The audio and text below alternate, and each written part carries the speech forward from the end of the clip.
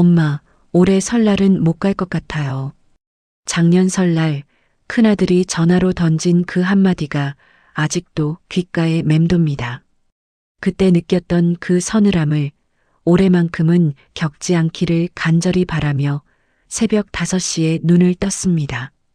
창밖은 아직 어둠이 깔려 있었지만 제 마음만은 이미 아침 햇살처럼 밝아져 있었습니다. 침대에서 일어나 거실로 나왔습니다. 어젯밤 미리 준비해둔 나물 반찬들이 냉장고에 가지런히 정리되어 있었습니다. 도라지, 고사리, 시금치, 콩나물. 아이들이 어렸을 적 좋아하던 것들입니다. 요즘 젊은 사람들은 이런 걸 잘 안 먹는다지만 그래도 엄마 손맛은 기억할 거라 믿었습니다. 가스레인지에 불을 켰습니다. 하나씩 반찬을 데우기 시작했습니다. 고사리 볶음에서 참기름 냄새가 퍼지자 문득 20년 전 설날 아침이 떠올랐습니다. 그때는 시어머님이 살아계셔서 제가 새벽같이 일어나 상을 차리면 며느리 고생한다며 등을 토닥여 주셨습니다. 그 따뜻했던 손길이 지금도 어깨에 남아있는 것 같습니다. 나이 들수록 자식들 얼굴 한번 보는 게 이렇게 어려운 일인지 몰랐습니다. 아이들이 떠나면 이렇게 공허할 줄은 젊었을 때는 몰랐습니다. 매일 아침 깨우고 밥 먹이고 재우던 그 시절이 이렇게 그리울 줄은 상상도 못했습니다. 반찬을 다 데운 뒤 거실 탁자를 정리했습니다. 먼지 하나 없이 닦아냈습니다. 작년에 큰아들 내외가 왔을 때 며느리가 먼지 난다며 코를 찡긋했던 기억이 났습니다. 그때는 속이 상했지만 올해는 그런 말 안 듣게 하려고 어제도 2번이나 청소를 했습니다. 시계를 보니 6시가 조금 넘었습니다. 큰아들네는 보통 10시쯤 오고 작은아들네는 11시쯤 온다고 했습니다. 아직 4시간이나 남았지만 마음은 벌써 대문 앞에 가 있었습니다. 화장대 앞에 앉았습니다. 거울 속 제 얼굴을 보니 주름이 또 깊어진 것 같았습니다. 머리숱도 예전만 못합니다. 며느리들은 항상 젊고 예쁜데 저는 해가 갈수록 늙어만 갑니다. 그래도 오늘만큼은 조금이라도 단정해 보이고 싶었습니다. 서랍에서 몇 년 전에 사둔 립스틱을 꺼냈습니다. 한 번도 안 쓴 거였습니다. 평소에 누굴 보겠다고 화장을 하겠습니까? 하지만 오늘은 다릅니다. 떨리는 손으로 조심스럽게 발랐습니다. 거울을 보니 조금은 생기가 도는 것 같았습니다. 옷장을 열었습니다. 명절 때 입으려고 작년에 사둔 한복이 걸려 있었습니다. 연두색 저고리에 남색 치마. 백화점 세일할 때 아껴서 산 겁니다. 한복을 꺼내 입었습니다. 거울 앞에 서서 옷매무새를 고쳤습니다. 고름을 매만지고 치마주름을 펴고 또 펴봤습니다. 부엌으로 돌아와 냉장고를 다시 열었습니다. 떡국 준비는 완벽했습니다. 사골 육수는 이틀 전부터 끓였습니다. 떡은 어제 시장에서 가래떡 중에서도 제일 좋은 걸로 골라왔습니다. 달걀도 신선한 걸로 준비했고 김도 바삭하게 구워뒀습니다. 상 차릴 그릇들을 하나씩 꺼냈습니다. 결혼할 때 시어머님이 물려주신 유기 그릇입니다. 40년이 넘었지만 아직도 반짝반짝합니다. 이 그릇에 담으면 음식이 더 맛있어 보인다고 남편이 늘 말했습니다. 벌써 3년이 지났습니다. 남편이 있었다면 오늘 얼마나 좋았을까요? 식탁을 닦고 또 닦았습니다. 물기 하나 없이 반짝반짝하게 수저를 꺼내 하나하나 다시 닦았습니다. 아이들이 오면 엄마 이렇게까지 안 해도 되는데 하겠지만 그래도 좋습니다. 그 말이라도 들으면 다행입니다. 명절이 반갑기보다 두려운 건 혹시 이번에도 안 올까봐 그런 겁니다. 작년 추석 때도 큰아들은 회사 일로 못 왔습니다. 작은아들은 처가에 먼저 간다고 저녁 때나 들르겠다더니 결국 전화 한 통으로 끝났습니다. 그날 차려놓은 음식을 혼자 바라보며 얼마나 울었는지 모릅니다. 하지만 오늘은 다릅니다. 큰아들이 어제 전화로 확실히 말했습니다. 엄마, 내일 10시쯤 갈게요. 아이들도 데리고 갈게요. 그 말을 듣는 순간 가슴이 얼마나 두근거렸는지 모릅니다. 작은 아들도 문자로 엄마 내일 봐요라고 보냈습니다. 거실을 다시 한번 둘러봤습니다. 손주들 올 걸 생각해서 과자도 사다 뒀습니다. 요즘 애들이 좋아한다는 초콜릿도 젤리도 준비했습니다. TV 앞에 손주들이 앉을 자리도 미리 생각해뒀습니다. 시계를 보니 7시가 조금 넘었습니다. 아직 3시간이나 남았습니다. 소파에 앉았습니다. 가만히 앉아 있으니 또 마음이 분주해졌습니다. 혹시 빠뜨린 게 없나 또 확인했습니다. 냉장고를 다시 열어봤습니다. 과일도 있고 음료수도 있고 다 있었습니다. 큰 며느리가 좋아하는 오렌지 주스도 샀습니다. 작은 며느리가 좋아하는 포도도 샀습니다. 다 기억했습니다. 며느리들 입맛 하나하나 다 외우고 있습니다. 다시 거울을 봤습니다. 립스틱이 조금 번진 것 같아서 휴지로 닦아내고 다시 발랐습니다. 머리도 빗으로 다시 정리했습니다. 흰머리가 보여서 손으로 감춰봤지만 소용없었습니다. 창밖을 내다보니 해가 떠오르고 있었습니다. 설날 아침 햇살이 참 곱습니다. 이 햇살처럼 오늘 하루가 따뜻했으면 좋겠습니다. 아이들과 손주들이 와서 웃고 떠들고 맛있게 밥 먹고 그렇게 평범한 하루였으면 좋겠습니다. 부엌으로 돌아와 앞치마를 다시 매만졌습니다. 깨끗한 앞치마로 갈아입었습니다. 손도 비누로 다시 씻었습니다. 손톱 사이사이까지 깨끗하게, 아이들 앞에서 부끄럽지 않게 말입니다.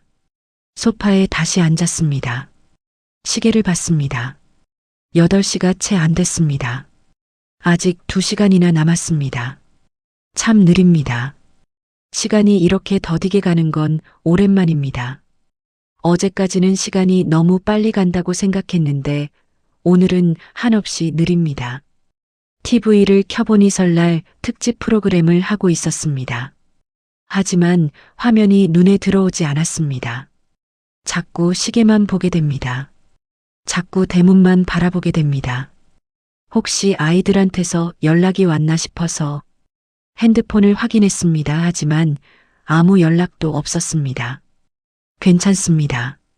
오는 중이겠지요. 곧 도착하겠지요. 마음을 진정시키려고 심호흡을 했습니다.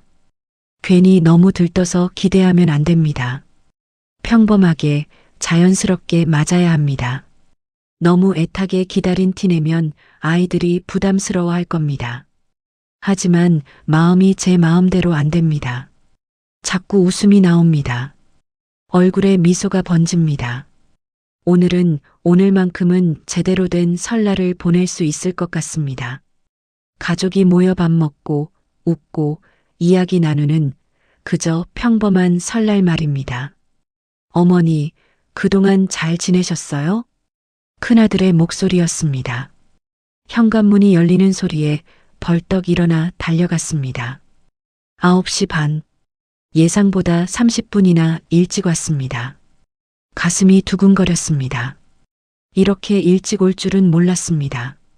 그래, 잘 있었지. 너희들은 잘 지냈고? 애들은? 큰아들 뒤로 며느리가 들어왔습니다. 명품 핸드백을 들고 하이힐을 신고 있었습니다. 예쁘게 화장도 했습니다. 저보다 20살은 어려 보였습니다. 어머님, 안녕하세요. 며느리의 인사는 짧았습니다. 눈도 제대로 마주치지 않았습니다. 현관에서 신발을 벗으면서 벌써 핸드폰을 꺼냈습니다. 화면을 들여다보며 뭔가 열심히 타이핑하고 있었습니다. 손주들이 뒤따라 들어왔습니다. 중학생 된 큰 손주와 초등학생 작은 손주. 작년보다 또 한 뼘씩 컸습니다. 할머니, 안녕하세요. 목소리는 예의 바르지만 어딘가 기계적이었습니다. 인사를 하자마자 거실로 달려가서 소파에 앉았습니다. 그리곤 각자 핸드폰을 꺼내 들었습니다. 아이고, 우리 손주들 또 이렇게 컸네. 할머니 좀 보자. 다가가려는데 큰 손주가 핸드폰 화면에서 눈을 떼지 않은 채 대답했습니다. 할머니, 잠깐만요. 게임 중이에요. 그 말에 가던 발걸음을 멈췄습니다. 괜찮다고 천천히 하라고 말했지만 목소리가 떨렸습니다. 큰아들은 거실에 들어서자마자 소파에 털썩 앉았습니다. 넥타이를 풀고 한숨을 쉬었습니다. 그리고는 역시 핸드폰을 꺼냈습니다. 어머니, 아침부터 운전하니까 피곤하네요. 잠깐 쉬었다가 떡국 먹을게요. 그래. 쉬어라.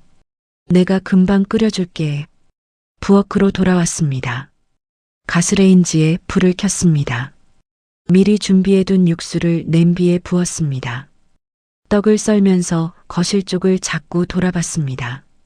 네 식구가 소파에 나란히 앉아 있었습니다. 하나같이 고개를 숙이고 핸드폰만 보고 있었습니다. 아무도 말이 없었습니다. 집안이 시끌벅적할 줄 알았는데 이상하게 조용했습니다. 자식들이 옆에 있어도 혼자인 것 같은 기분, 이게 바로 요즘 늙은이들이 느끼는 외로움입니다. 같은 공간에 있지만 다른 세상에 사는 것 같았습니다. 저는 여기 부엌에서 떡국을 끓이고 저들은 저기 거실에서 각자의 세계에 빠져 있었습니다. 현관문이 또 열렸습니다. 작은 아들네가 온 모양이었습니다. 엄마 왔어요. 작은 아들의 목소리는 조금 더 밝았습니다. 부엌으로 달려와 제 어깨를 툭 쳤습니다. 엄마 건강하시죠? 우리 엄마 떡국 냄새 벌써 여기까지 나네. 그래, 잘 왔다. 내 형은 벌써 와 있어. 작은 며느리도 들어왔습니다. 큰 며느리보다는 수수한 차림이었지만 역시 첫 번째로 한 일은 핸드폰을 확인하는 것이었습니다. 어머님, 새해 복 많이 받으세요. 인사를 하면서도 눈은 화면을 향해 있었습니다. 단체 채팅방에 무슨 메시지가 왔는지 웃으면서 답장을 보냈습니다. 거실이 갑자기 시끌벅적해졌습니다. 아이들 목소리, 어른들 목소리가 뒤섞였습니다. 하지만 그 소리의 대부분은 핸드폰에서 나오는 게임 소리, 영상 소리였습니다. 큰아들과 작은아들이 인사를 나눴습니다. 형, 잘 지냈어? 응, 너도. 그게 전부였습니다.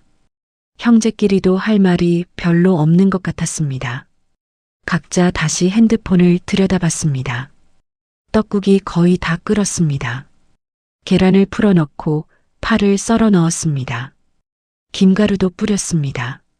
완벽했습니다. 이틀 동안 정성껏 준비한 보람이 있었습니다. 그릇에 떡국을 담았습니다. 하나, 둘, 셋, 7그릇. 6이 그릇에 담으니 더 먹음직스러워 보였습니다.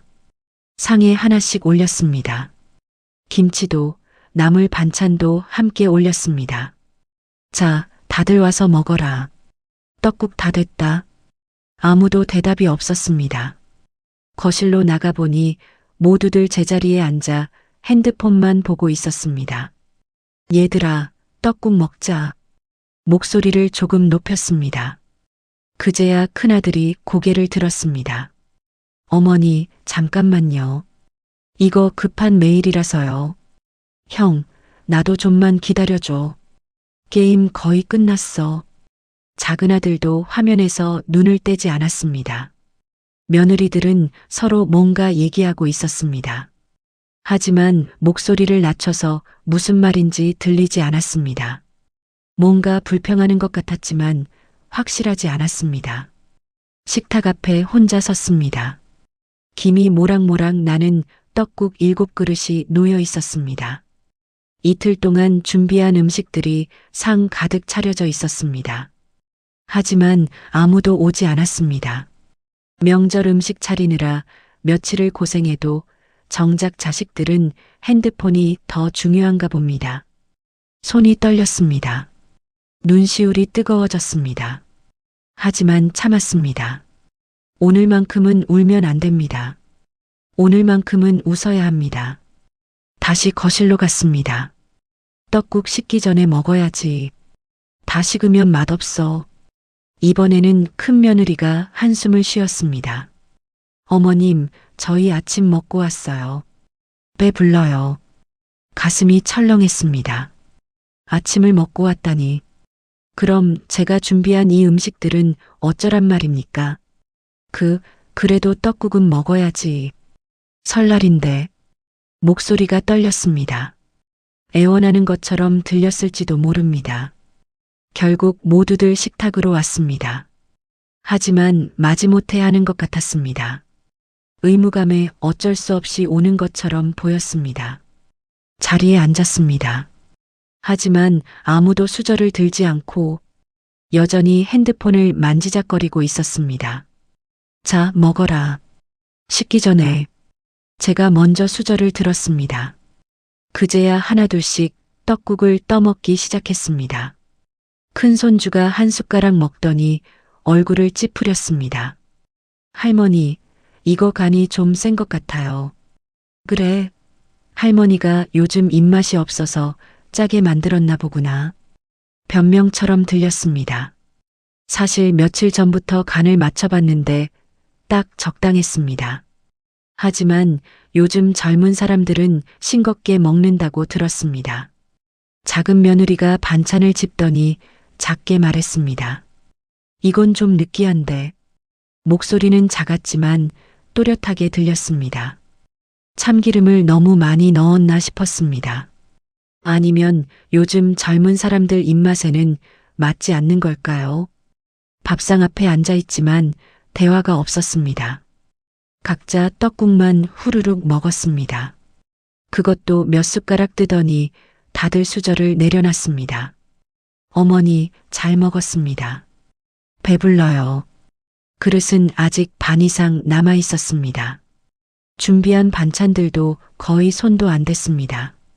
큰아들이 일어나며 말했습니다. 어머니, 저 오늘 오후에 약속이 있어서 일찍 가봐야 할 것 같아요. 벌써? 이제 막 왔는데. 예, 중요한 모임이라서요. 미리 말씀드렸잖아요. 말한 적 없었습니다. 하지만 아무 말도 못했습니다. 작은 아들도 일어났습니다. 엄마, 저희도 처가에 들러야 해서요. 좀 이따가 나갈게요. 처가. 그 말에 또 가슴이 쓰렸습니다. 거긴 가도 여긴 곧 떠나야 하는 곳입니까? 모두들 다시 거실로 흩어졌습니다. 저만 식탁 앞에 남았습니다. 거의 손도 안 댄 음식들을 바라봤습니다. 이틀 동안 정성껏 준비한 것들이었습니다. 그때 핸드백에서 통장을 꺼내 만져봤습니다. 오늘 자식들에게 보여줄까 말까 고민하던 것이었습니다. 하지만 이 모습을 보니 아직은 때가 아닌 것 같았습니다. 아직은 말하지 않는 게 나을 것 같았습니다. 언젠가는 알게 되겠지요. 지금은 무시하지만 그때는 후회할 겁니다. 하지만 그건 나중 일이었습니다. 지금은 그저 참아야 했습니다. 거실에서 며느리들의 웃음소리가 들렸습니다. 무슨 얘기를 하는지 귀를 기울였지만 여전히 목소리를 낮춰서 잘 들리지 않았습니다. 식탁을 치우기 시작했습니다. 남은 떡국을 냄비에 도로 부었습니다. 손도 안 댄 반찬들을 다시 냉장고에 넣었습니다. 설날 아침의 설렘은 온데간데 없이 사라졌습니다. 어머님, 요즘 집값이 많이 올랐던데 이 집 시세가 얼마나 되나요? 큰 며느리가 떡국을 한 숟가락 뜨면서 던진 질문이었습니다. 아직 세배도 안 했는데 인사도 제대로 안 나눴는데 첫마디가 집값 얘기였습니다. 손에 쥐고 있던 숟가락이 갑자기 무거워졌습니다. 글쎄, 잘 모르겠구나. 그런 건 별로 신경 안 써서. 제 대답에 큰 며느리는 휴대폰을 꺼내 들었습니다. 부동산 앱을 켜더니 뭔가 검색하기 시작했습니다. 식탁에서 제가 정성껏 차린 밥상 앞에서 말입니다. 여기 호반 아파트 32평이면 어머, 지금 시세가 8억 정도 되네요? 작년보다 1억은 오른 것 같은데요. 큰 며느리의 목소리가 갑자기 밝아졌습니다. 집값 얘기만 하면 이렇게 생기가 도는구나 싶었습니다. 아까 현관문 열고 들어올 때 건성으로 던진 잘 지내셨어요? 보다 훨씬 더 활기찬 목소리였습니다. 큰아들이 떡국을 먹다 말고 끼어들었습니다. 엄마, 요즘 집값이 진짜 많이 올랐어요. 우리도 집 장만해야 하는데 전셋값도 장난 아니고 힘드네요. 말끝을 흐렸지만 무슨 뜻인지 알 수 있었습니다. 돈 얘기였습니다. 도와달라는 얘기였습니다. 반찬은 맛있냐는 말도 오랜만에 뵈서 반갑다는 말도 없이 밥상머리에서 바로 돈 얘기였습니다. 작은 아들도 가만히 있지 않았습니다.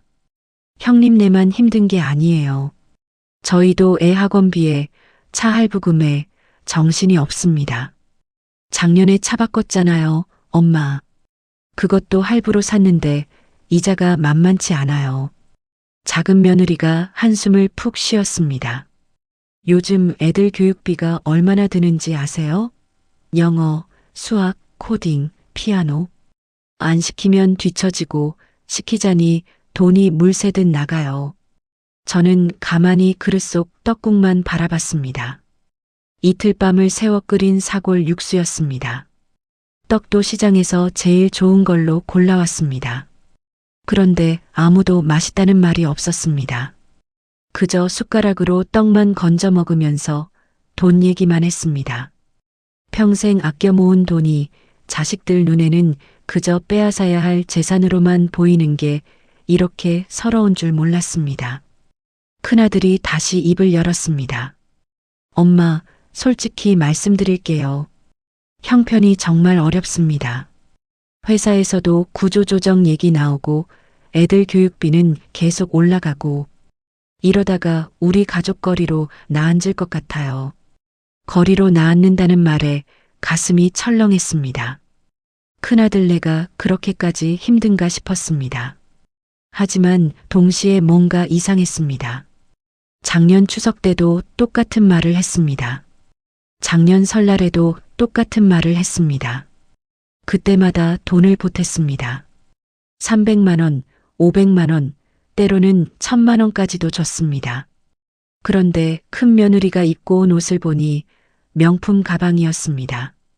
백화점에서 몇 번 본 적 있는 브랜드였습니다.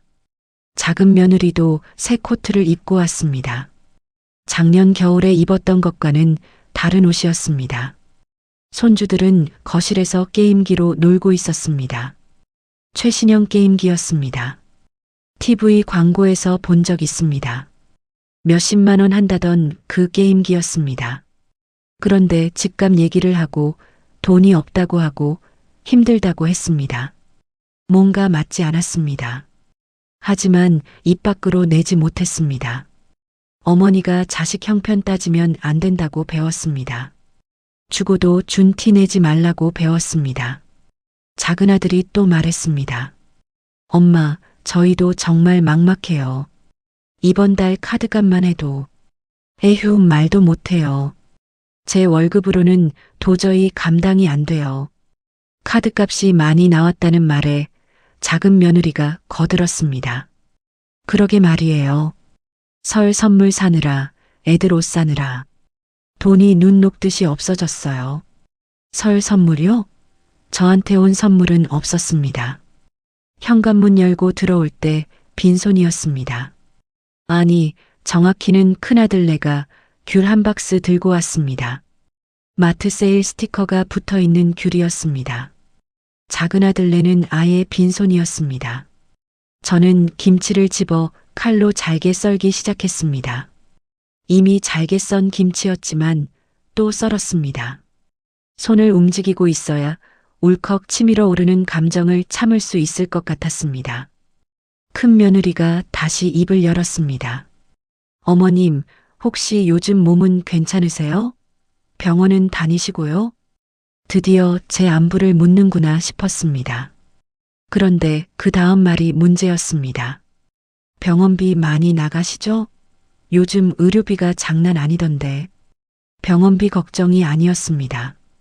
제 건강이 걱정인 게 아니라 병원비가 많이 나가면 나중에 물려받을 재산이 줄어들까봐 걱정하는 투였습니다. 가슴이 답답했습니다. 숨이 막혔습니다. 떡국 국물이 목으로 넘어가지 않았습니다. 괜찮다. 큰 병은 없어. 그냥 관절이 좀 안 좋아서 가끔 병원 가는 정도야. 그래도 어머님, 나이 드시면 건강검진 제대로 받으셔야 해요. 큰 병 생기기 전에 미리미리 체크하고. 작은 며느리의 말이었습니다. 걱정하는 것처럼 들렸지만 눈빛은 차갑했습니다. 혹시 큰 병 걸려서 돈 많이 쓸까봐 미리 견제하는 것 같았습니다. 자식이 부모를 돈으로만 보는 게 이런 느낌인가 봅니다. 사랑하는 엄마가 아니라 언젠가 물려받을 재산 관리인처럼 보는 그 눈빛 말입니다. 큰아들이 떡국 그릇을 비우고 말했습니다. 엄마, 이 집 혼자 살기 너무 크지 않아요? 관리도 힘드실 텐데. 작은 집으로 옮기시는 게 어때요? 요즘 원룸도 괜찮은 데 많고. 원룸이요? 40년을 산 이 집에서 원룸으로 가라고요? 아이들 키운 이 집, 남편과 함께 살던 이 집을 팔아서 원룸으로 가라는 얘기였습니다. 그럼 나머지 돈은요? 물론 자식들이 나눠 가져야죠. 손이 떨렸습니다. 김치 국물이 손등에 튀었습니다.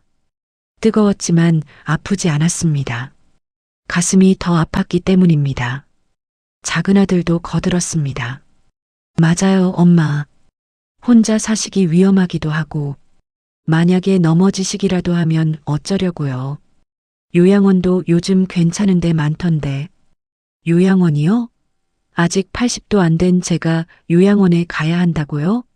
걷는 것도 문제없고, 밥도 혼자 해 먹고, 청소도 혼자 하는데 요양원이요?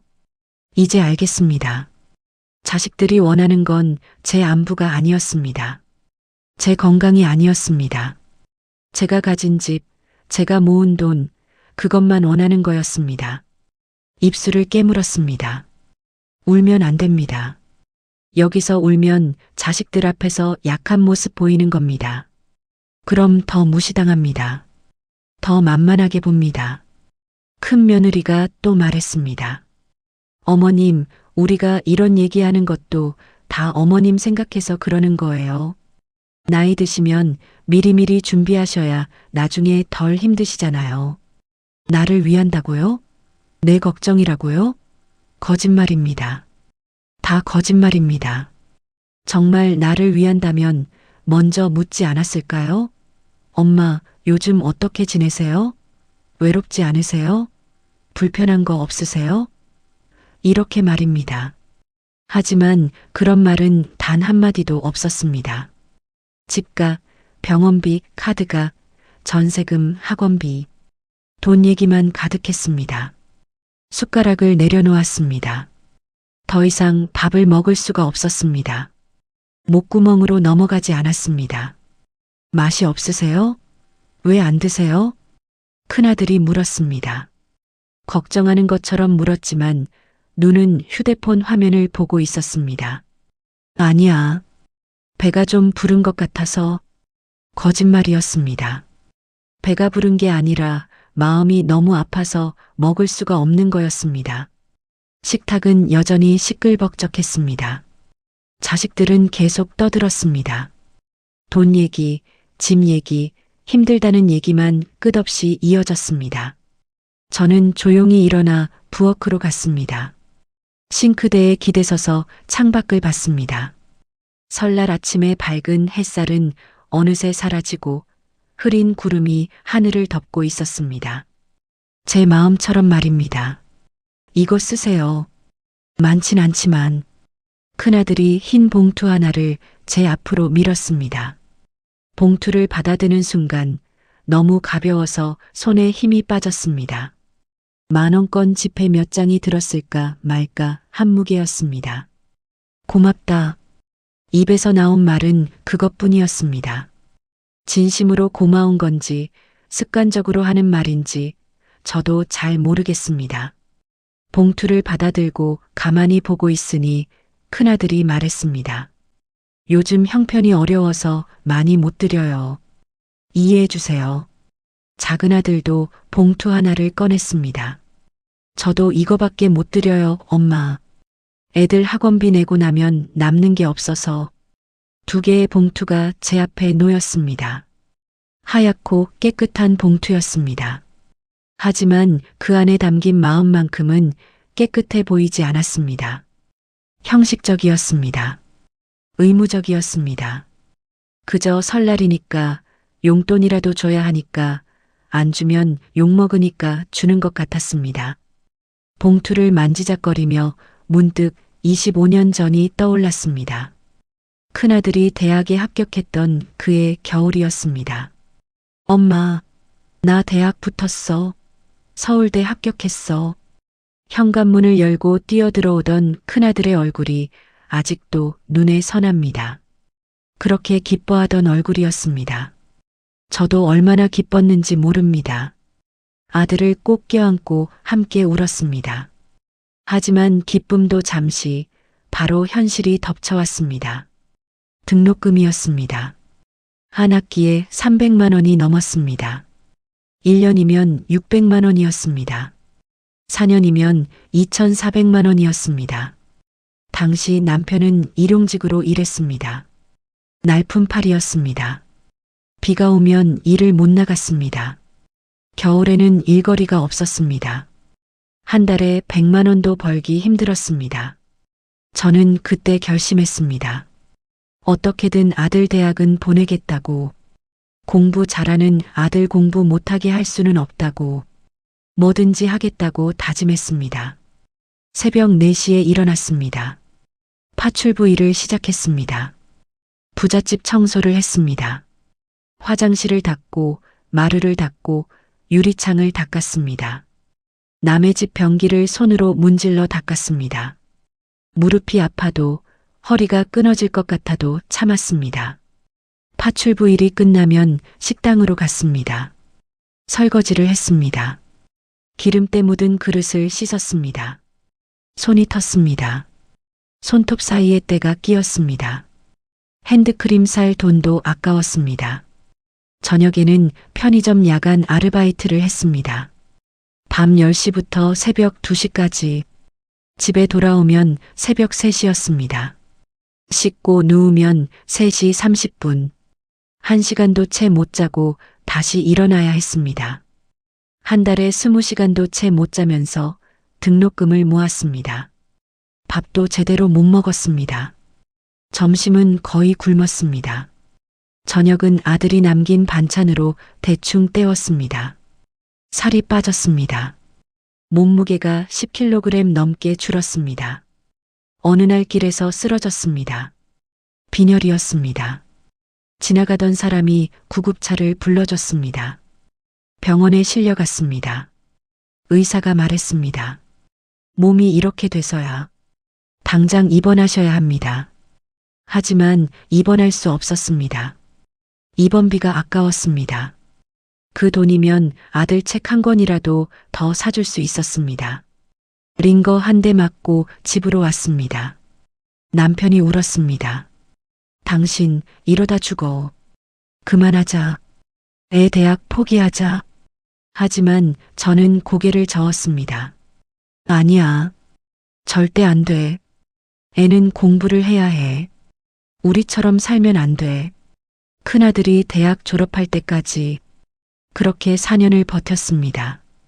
등록금뿐만이 아니었습니다. 생활비도 보내야 했습니다. 책값도 보내야 했습니다. 친구들과 어울리는 돈도 필요했습니다. 엄마, 나만 안 어울리면 왕따 당해. 제발. 아들의 애원에 또 돈을 보냈습니다. 제가 일주일 굶어서 만든 돈이었습니다. 작은 아들도 마찬가지였습니다. 형보다 2살 어렸습니다. 형이 대학 3학년일 때 동생도 대학에 들어갔습니다. 지방 국립대였지만 그래도 돈은 들었습니다. 두 아들 대학 등록금을 동시에 벌어야 했습니다. 미칠 것 같았습니다. 하지만 무너질 수 없었습니다. 엄마니까요. 엄마는 무너지면 안 되니까요. 손톱이 다 빠졌습니다. 설거지를 너무 많이 해서 손톱이 물러졌습니다. 어느 날 설거지를 하다가 손톱이 통째로 빠졌습니다. 피가 났습니다. 아팠습니다. 하지만 일을 멈출 수 없었습니다. 반창고를 붙이고 계속 설거지를 했습니다. 무릎이 망가졌습니다. 매일 바닥을 닦아서 연골이 다 닳았습니다. 병원에 갔더니 의사가 말했습니다. 수술하셔야 합니다. 이대로 두면 평생 걷지 못할 수도 있어요. 하지만 수술비가 없었습니다. 그 돈이면 아들 한 학기 등록금이었습니다. 수술은 나중으로 미뤘습니다. 나중이 언제인지도 모르면서요. 아이들을 위해서라면 내 목숨도 아깝지 않았습니다. 정말 그랬습니다. 제 삶 따위는 중요하지 않았습니다. 아이들만 잘 되면, 아이들만 좋은 대학 가서 좋은 직장 얻으면 그걸로 됐다고 생각했습니다. 큰아들이 대학을 졸업하고 취직했습니다. 대기업이었습니다. 그날 얼마나 기뻤는지 모릅니다. 드디어 고생 끝났다고 생각했습니다. 이제 아들이 저를 책임질 거라고 믿었습니다. 하지만 착각이었습니다. 아들은 취직하자마자 여자친구를 데려왔습니다. 지금의 큰 며느리였습니다. 엄마, 우리 결혼하려고. 결혼 자금 좀 도와주세요. 결혼 자금이라니요. 저는 빈털털이었습니다. 아들 대학 보내느라 모든 걸 다 쏟아부었습니다. 저축은커녕 빚까지 있었습니다. 미안하다. 엄마 돈이 없어. 하지만 아들은 화를 냈습니다. 엄마 말도 안 돼요. 친구들은 다 부모가 결혼 자금 대주던데. 그 말에 가슴이 무너졌습니다. 대학까지 보낸 게 당연하고 결혼 자금까지 당연하다는 듯이 말하는 아들이 낯설었습니다. 결국 또 빚을 냈습니다. 2천만 원을 빌려서 아들 결혼 자금을 댔습니다. 그 빚을 갚느라 또 5년을 고생했습니다. 작은 아들도 마찬가지였습니다. 졸업하고 취직하고 결혼한다고 했습니다. 또 돈을 달라고 했습니다. 또 빚을 냈습니다. 그렇게 20년을 아이들에게 퍼부었습니다. 제 모든 것을 다 줬습니다. 건강도 줬습니다. 젊음도 줬습니다. 꿈도 줬습니다. 인생도 줬습니다. 그런데 지금 제 손에 놓인 건 뭡니까? 얇디 얇은 봉투 2개뿐입니다. 봉투를 열어봤습니다. 큰아들 봉투에 10만 원, 작은아들 봉투에 5만 원, 합쳐서 15만 원이었습니다. 15만 원이요. 제가 아들들 대학 등록금으로 쓴 돈이 얼마인지 아십니까? 한 명당 2천만 원 넘게 썼습니다. 둘 합쳐서 5천만 원 가까이 됩니다. 결혼 자금까지 치면 억 단위입니다. 그런데 돌아온 건 15만 원이었습니다. 웃음이 나왔습니다. 서러워서 나오는 웃음이었습니다. 큰 며느리가 말했습니다. 어머님, 우리가 이것밖에 못 드려서 죄송해요. 형편이 어려워서. 형편이 어렵다고요? 명품 가방 메고 새 옷 입고 최신형 게임기 사주면서요? 작은 며느리도 말했습니다. 저희도 마음 같아서는 더 드리고 싶은데 요즘 정말 돈 쓸 때가 너무 많아서요. 돈 쓸 때가 많다고요. 저한테 쓸 돈은 없지만 당신들이 쓸 돈은 많다는 얘기군요. 봉투를 꼭 쥐었습니다. 눈물이 날 것 같았습니다. 하지만 참았습니다. 여기서 울면 안 됩니다. 자식들 앞에서 약한 모습 보이면 안 됩니다. 고맙다. 잘 쓸게. 가까스로 입을 열어 말했습니다. 자식들은 벌써 일어서고 있었습니다. 용돈 줬으니 할 일 다 했다는 듯이요. 제 손에는 가벼운 봉투 2개가 남았습니다. 하지만 제 가슴에는 무거운 배신감이 가득 찼습니다. 봉투를 쥔 손에 망설임. 봉투를 쥔 채 한참을 그대로 앉아 있었습니다. 손이 떨렸습니다. 봉투가 무거웠습니다. 15만 원짜리 종이 몇 장이 이렇게 무거울 수가 없는데 제 손에서는 천근만근 같았습니다. 자식들은 벌써 일어나 거실로 갔습니다. 큰아들은 소파에 앉아 휴대폰을 들여다보고 있었습니다. 작은 아들은 TV 리모컨을 만지작거리고 있었습니다. 며느리들은 부엌 쪽을 흘끗 보더니 서로 눈빛을 주고받았습니다. 설거지를 해야 한다는 걸 알고 있었습니다. 하지만 누구도 움직이지 않았습니다. 아마 제가 할 거라고 생각했나 봅니다. 언제나 그랬으니까요. 명절 때마다 제가 설거지를 했으니까요. 저는 봉투를 내려다봤습니다. 하얀 봉투였습니다. 깨끗했습니다. 새 것이었습니다. 어제 은행에서 뽑아온 돈인 게 분명했습니다. 의무적으로 준비한 게 보였습니다. 설날이니까 용돈 줘야 하니까 형식적으로 준비한 것 같았습니다. 문득 작년 어머니 날이 떠올랐습니다. 큰아들이 카네이션을 보내왔습니다. 택배로 왔습니다. 꽃집에서 직접 배달해주는 카네이션이었습니다. 아들이 직접 고른 것도 직접 사온 것도 아니었습니다. 인터넷으로 주문해서 배달시킨 거였습니다. 카드에 메시지도 없었습니다. 그냥 어머니께라는 한 줄뿐이었습니다. 꽃집에서 기본으로 붙여주는 카드였습니다. 작은 아들은 아예 연락도 없었습니다. 어머니 날인 줄도 모르고 지나갔습니다. 사흘 뒤에 엄마 어머니 날 지났네.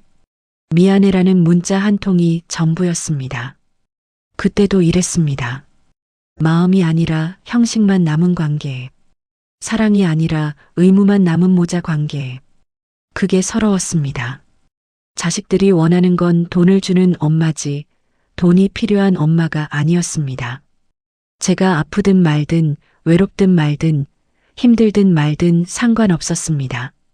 그저 언젠가 물려받을 재산만 잘 지키고 있으면 되는 존재였습니다. 봉투를 만지작거렸습니다. 구겨졌습니다. 봉투 모서리가 접혔습니다. 이 돈을 받아야 하나 말아야 하나 고민이 됐습니다. 받으면 뭔가 인정하는 것 같았습니다. 이 정도 용돈이면 충분하다고 자식들이 잘하고 있다고 인정하는 것 같았습니다. 하지만 안 받으면 어떻게 될까요? 자식들이 섭섭해할까요? 아니면 오히려 좋아할까요? 문득 서랍 속에 숨겨둔 종이가 떠올랐습니다. 병원에서 받아온 진단서였습니다. 석 달 전에 받은 거였습니다. 그날도 혼자 병원에 갔습니다. 며칠 전부터 가슴이 답답했습니다. 숨이 잘 안 쉬어졌습니다. 처음엔 그냥 체했나 싶었습니다. 하지만 증상이 계속되자 병원에 갔습니다. 의사가 검사를 했습니다. CT를 찍었습니다. 피 검사를 했습니다. 심전도를 쟀습니다. 혼자서 한참을 기다렸습니다. 옆에서 딸이 엄마 손을 잡아주고 아들이 괜찮으실 거예요 라고 말해주는 그런 거 없이 그냥 혼자 딱딱한 의자에 앉아 기다렸습니다. 의사가 진단서를 내밀었습니다. 협심증입니다. 심장 혈관이 좁아져 있어요. 지금 당장은 큰 문제 없지만 관리 안 하시면 위험합니다. 협심증이요. 심장병이요. 수술이 필요한가요? 지금 당장은 아니지만 약은 드셔야 합니다. 그리고 정기적으로 검진 받으셔야 하고요. 스트레스 받지 마시고 무리하지 마시고. 의사의 말이 귀에 들어오지 않았습니다. 머릿속이 하얘졌습니다.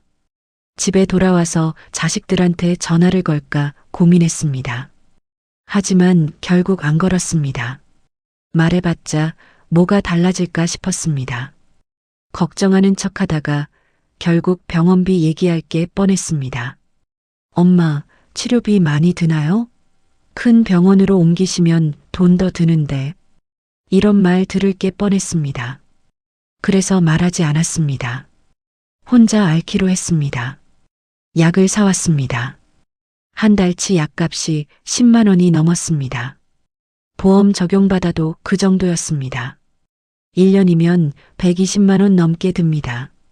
앞으로 평생 먹어야 한다고 했습니다. 매달 10만 원씩 나가는 돈이 부담스러웠습니다. 하지만 더 부담스러운 건 자식들한테 말 못하는 거였습니다. 아프다는 말도 힘들다는 말도 외롭다는 말도 할 수 없는 게 제일 힘들었습니다. 자식 키우느라 평생 아프고 힘들었는데 정작 제가 아플 때는 말도 못합니다. 괜히 말했다가 부담 준다고 돈 든다고 귀찮다고 할까봐 무섭습니다. 봉투를 꼭 쥐었습니다. 15만 원. 제 한 달치 약값도 안 되는 돈이었습니다. 거실에서 큰아들 목소리가 들렸습니다. 여보, 우리 몇 시에 출발할까? 오후에 약속 있잖아. 벌써 가려고 합니다. 왔다가 밥 먹고 용돈 주고 바로 가려고 합니다. 1시간, 아니 2시간도 채 안 있다가 가려고 합니다. 1년에 몇 번 안 보는 엄마인데 2시간도 함께 있기 싫은가 봅니다. 큰 며느리가 대답했습니다. 좀 이따가요. 어머님 댁 나온 김에 근처 백화점 들렀다가 가요. 세일한대요. 백화점 세일은 중요하고 엄마랑 있는 시간은 중요하지 않은가 봅니다. 작은 아들도 일어서며 말했습니다. 우리도 슬슬 가야 할 것 같은데 애들 학원 가야 해서. 설날인데도 학원을 가나요? 명절인데 온 가족이 모인 날인데 학원이 더 중요한가요? 자식들이 하나둘 짐을 챙기기 시작했습니다. 가방을 들고 옷을 챙기고 손주들을 불렀습니다. 저는 여전히 식탁에 앉아 봉투를 쥐고 있었습니다. 일어설 힘이 없었습니다. 다리가 후들거렸습니다. 문득 서랍 속에 또 하나 숨겨둔 게 생각났습니다. 은행 통장이었습니다. 잔액이 거의 없는 통장이었습니다. 작년까지만 해도 2천만 원이 있었습니다. 평생 아껴서 모은 돈이었습니다. 남편이 돌아가시고 받은 보험금이었습니다. 노후 자금이었습니다.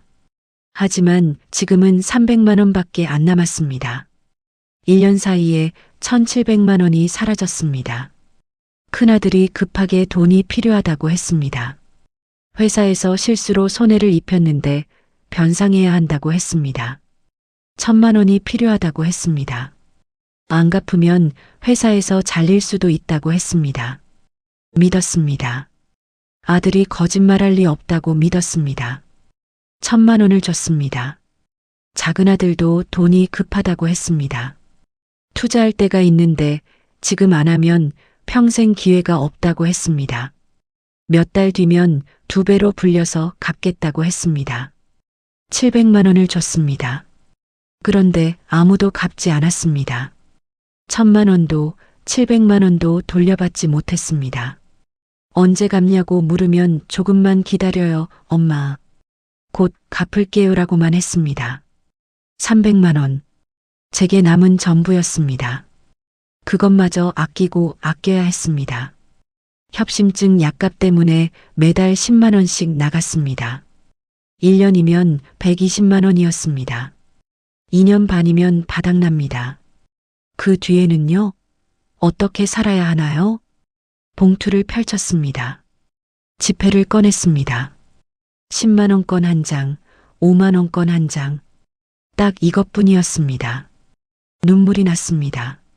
참으려 했지만 참을 수가 없었습니다. 눈물이 뺨을 타고 흘러내렸습니다. 지폐 위로 떨어졌습니다. 평생을 자식들 위해 살았는데 남은 건 빈 통장과 병든 몸뿐이었습니다. 큰아들이 현관 쪽으로 걸어갔습니다. 엄마, 우리 먼저 갈게요. 안녕히 계세요. 짧은 인사였습니다. 형식적인 인사였습니다. 작은 아들도 따라 나갔습니다. 엄마, 다음에 또 올게요. 다음은 언제일까요? 추석일까요? 아니면 제 생일일까요? 아니, 생일은 오지도 않을 겁니다. 작년에도 안 왔으니까요. 한참을 그렇게 있었습니다. 이 돈이 필요한 게 아니었습니다. 이 돈 도로 가져가거라. 제 입에서 나온 말에 저도 놀랐습니다. 자식들은 더 놀란 표정이었습니다. 현관문을 열려던 큰아들이 멈춰 섰습니다. 가방을 매던 작은아들도 손을 멈췄습니다. 엄마, 무슨 말씀이세요? 큰아들이 돌아서며 물었습니다. 당황한 얼굴이었습니다. 이해하지 못하겠다는 표정이었습니다. 저는 천천히 일어났습니다. 식탁 위에 놓인 봉투 2개를 집어들었습니다. 거실로 걸어갔습니다. 큰아들 앞으로 다가갔습니다. 괜찮다. 너희나 써라. 봉투를 큰아들 손에 쥐어줬습니다. 큰아들은 받지 않으려고 손을 뒤로 뺐습니다. 엄마, 왜 이러세요? 용돈 드리는 건데. 용돈은 필요 없다. 너희가 더 필요할 것 같구나. 제 목소리는 차분했습니다. 화가 나지 않았습니다. 서럽지도 않았습니다. 그냥 담담했습니다. 모든 감정이 빠져나간 것처럼 텅 비어 있었습니다.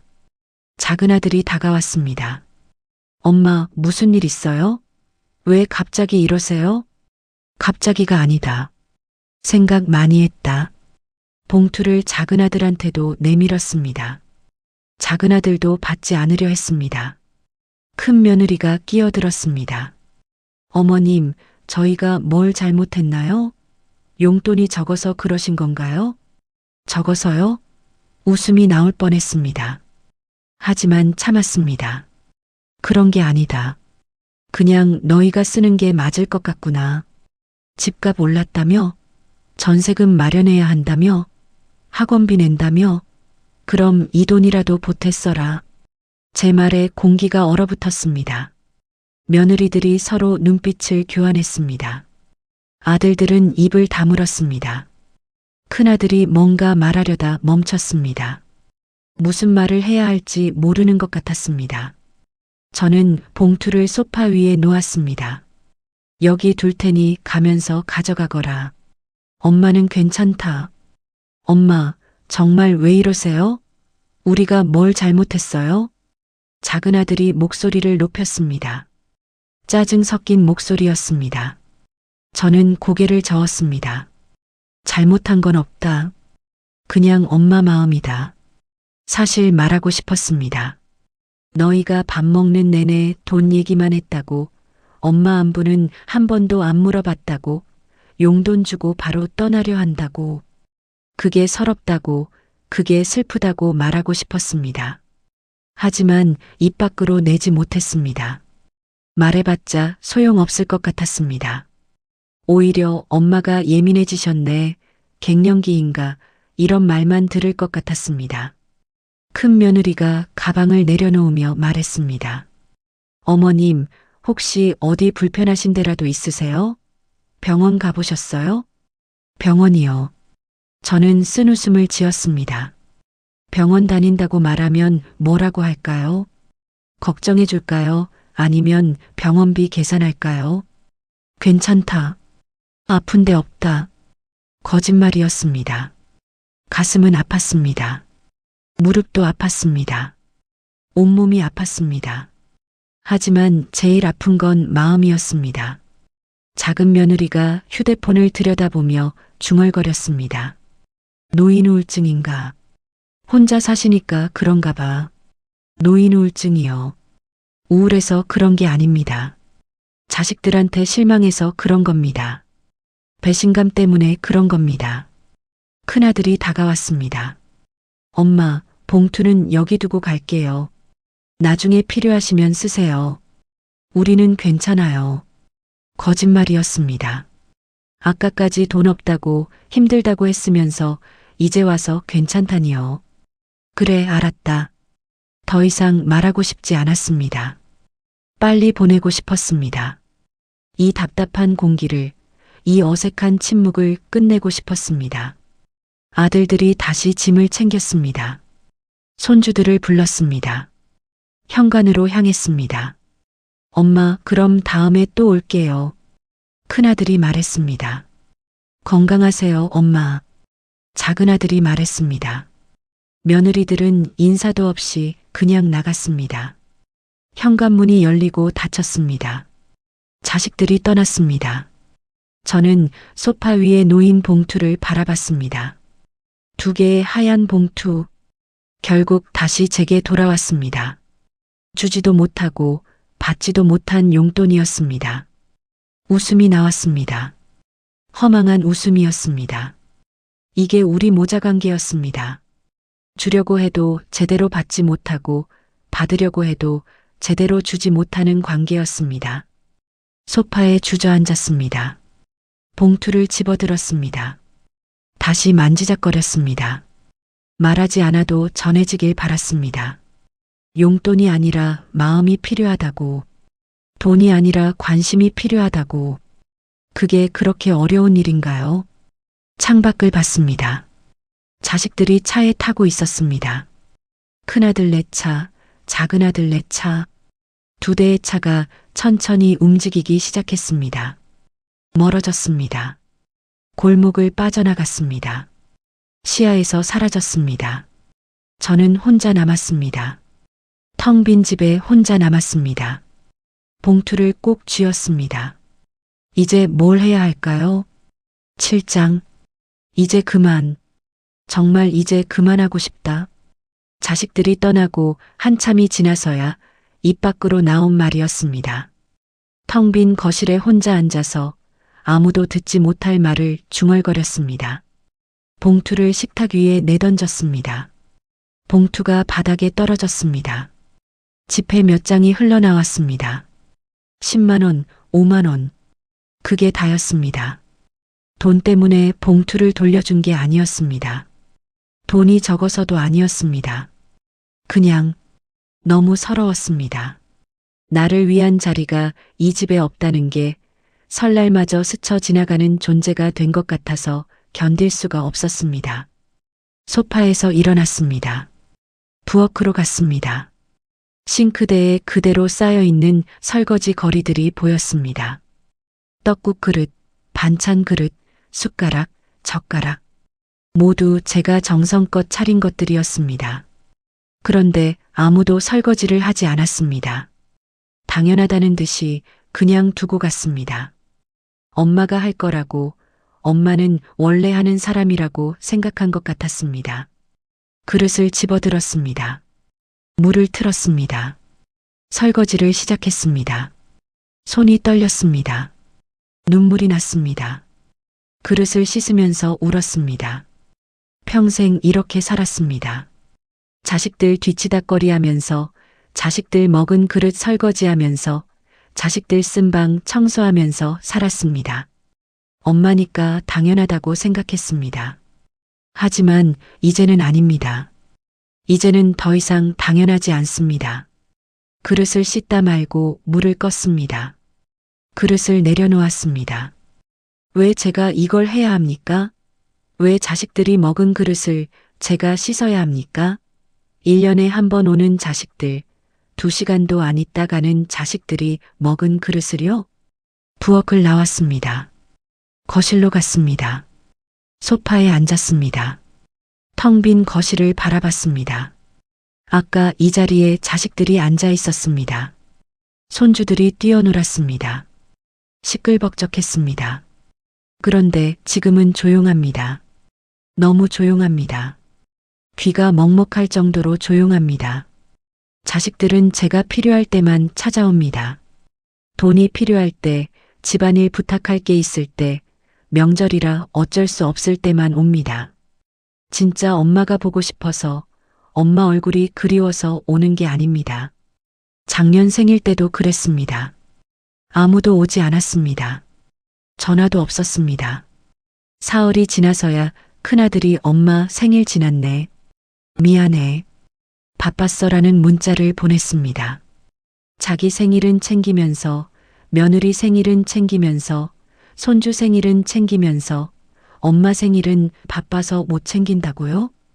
여름에 몸이 안 좋아서 쓰러진 적이 있었습니다. 현관 앞에서 쓰러졌습니다. 이웃집 아주머니가 발견해서 119를 불러줬습니다. 병원에 실려갔습니다. 병원에서 연락했습니다. 자식들한테 전화를 걸었습니다. 큰아들은 엄마 지금 회의 중이에요. 나중에 갈게요라고 했습니다. 작은아들은 엄마 애들 데리러 가야 해서 내일 갈게요라고 했습니다. 결국 아무도 오지 않았습니다. 혼자 입원했습니다. 그리고 혼자 퇴원했습니다. 택시 타고 집에 왔습니다. 그때 깨달았습니다. 제가 죽어도 자식들은 안 올 거라고. 바빠서, 일이 있어서, 애들 때문에 온갖 핑계를 대며 안 올 거라고. 일어서서 안방으로 갔습니다. 서랍을 열었습니다. 통장을 꺼냈습니다. 잔액 300만 원. 이게 제 전부였습니다. 평생 모은 돈이 이것밖에 안 남았습니다. 자식들한테 다 퍼줬습니다.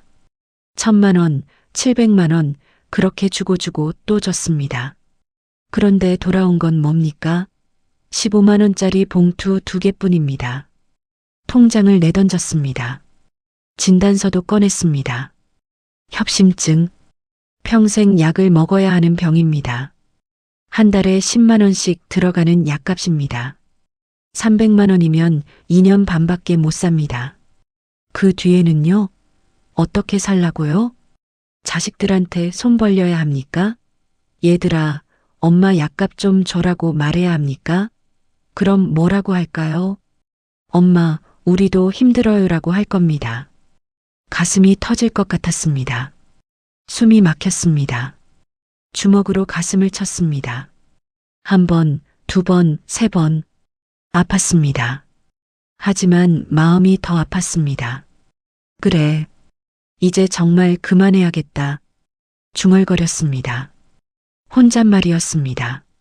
더 이상 자식들 눈치 보며 살지 않겠습니다. 더 이상 자식들한테 기대하지 않겠습니다.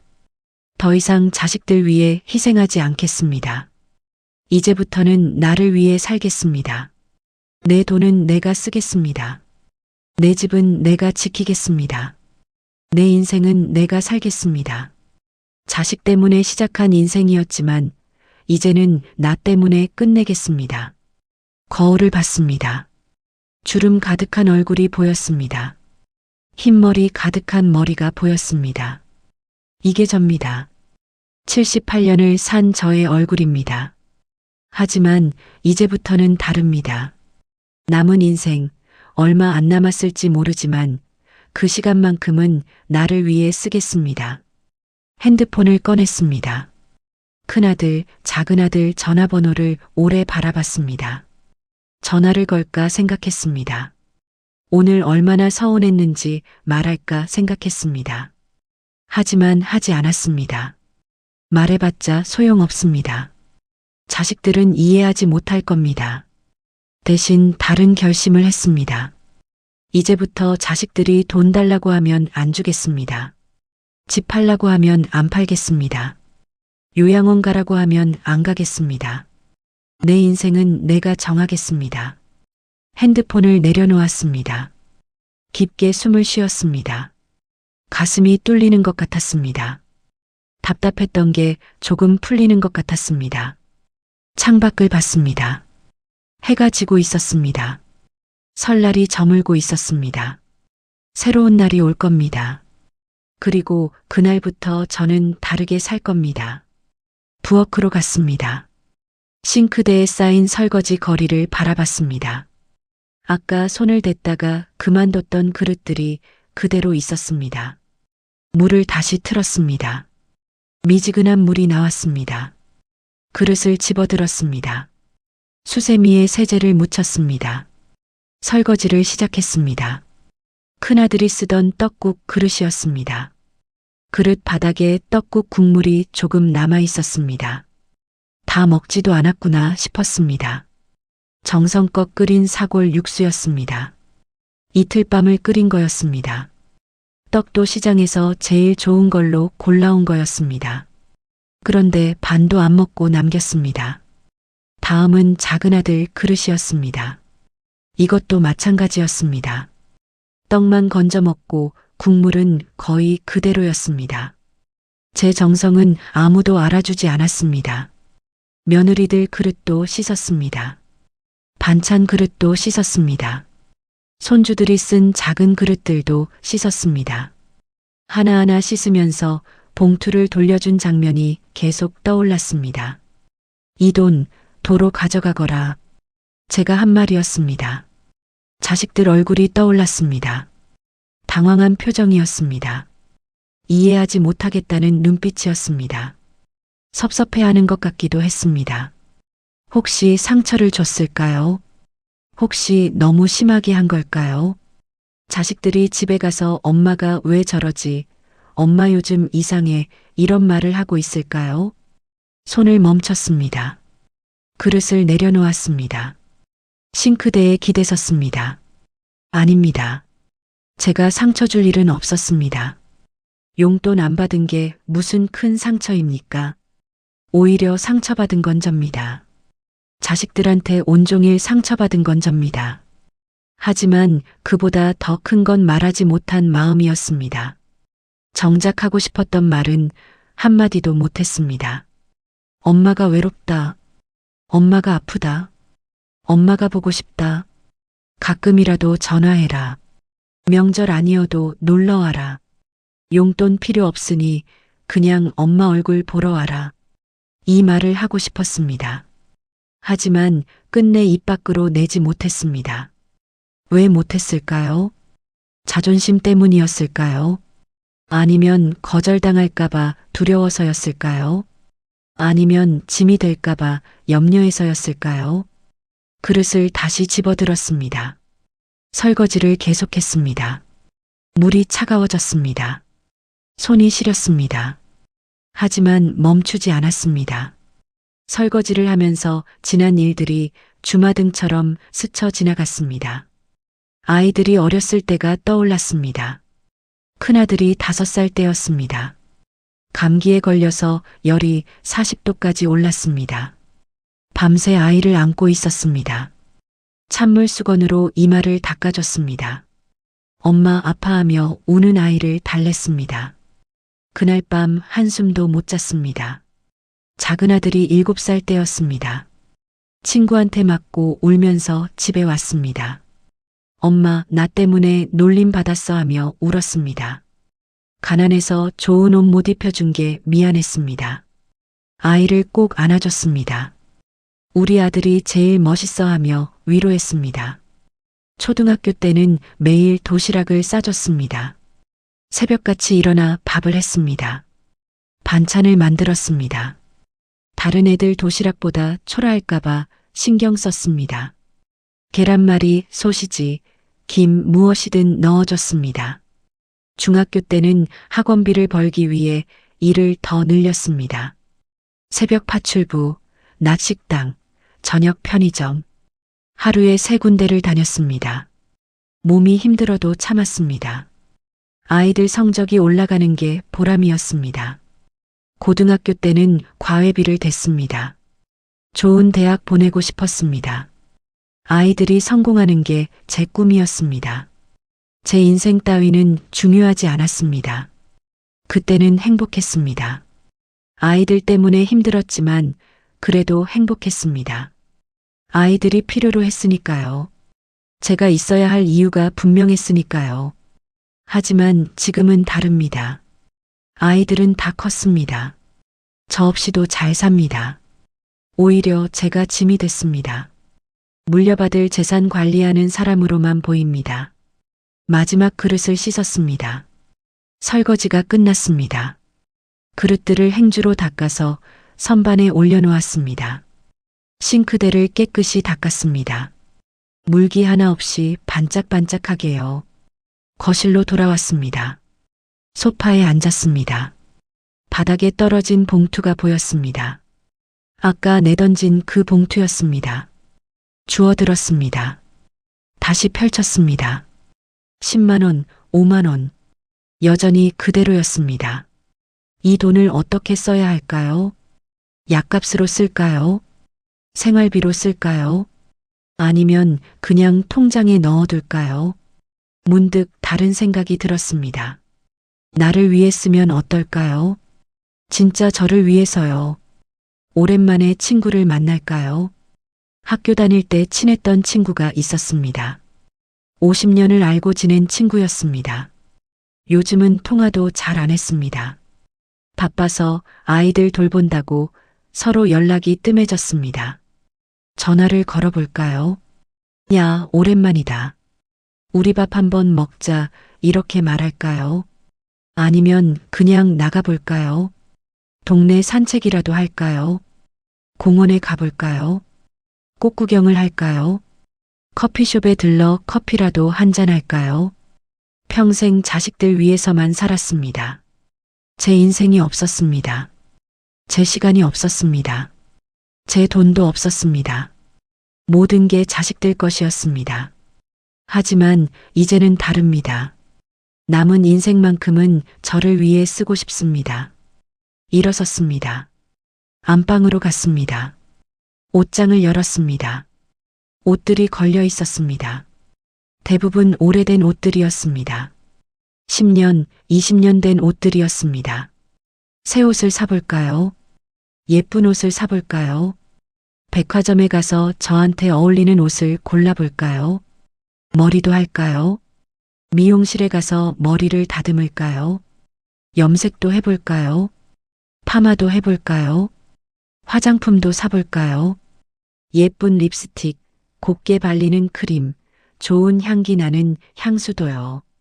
평생 남 위에 살았으니 이제는 나를 위해 살아도 되지 않을까요? 창문을 열었습니다. 찬바람이 들어왔습니다. 시원했습니다. 상쾌했습니다. 폐 속 깊은 곳까지 신선한 공기가 들어왔습니다. 하늘을 봤습니다. 별이 떠 있었습니다. 반짝반짝 빛나고 있었습니다. 저 별들도 오래전부터 저기 있었겠지요. 하지만 저는 한 번도 제대로 본 적이 없었습니다. 바빠서, 힘들어서, 여유가 없어서요. 오늘은 달랐습니다. 별을 한참 바라봤습니다. 예뻤습니다. 밤하늘이 이렇게 아름다운 줄 몰랐습니다. 거실로 돌아왔습니다. 봉투를 집어들었습니다. 지갑에 넣었습니다. 이 돈으로 내일 나갈 겁니다. 친구한테 전화할 겁니다. 밥을 먹을 겁니다. 웃고 떠들 겁니다. 그리고 모레는 미용실에 갈 겁니다. 머리를 할 겁니다. 예쁘게 단장할 겁니다.